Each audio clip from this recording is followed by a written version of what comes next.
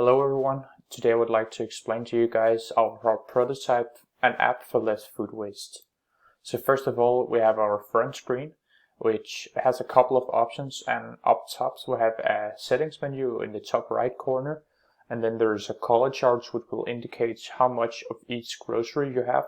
and then we have a couple of options beneath that. We would like to show you more in the grocery section, so when you click that, you will come to a new page which will show you three options. Either you can click up top and it will show you the different groceries that you're able to choose in your fridge and the groceries that you have in the drop down menu. Apart from that, there's also an add and remove, which can add and remove groceries from your grocery list. And then in the bottom there's a shopping list for items that you would like to purchase later on.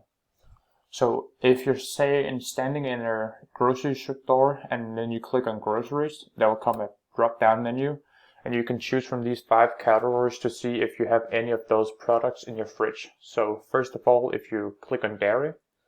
you can see there's another drop down menu that would come down, and then you could see that there are either milk, yogurt or cheese, ice cream or cottage at your place, and you would know not to buy any of those, thus limiting food waste.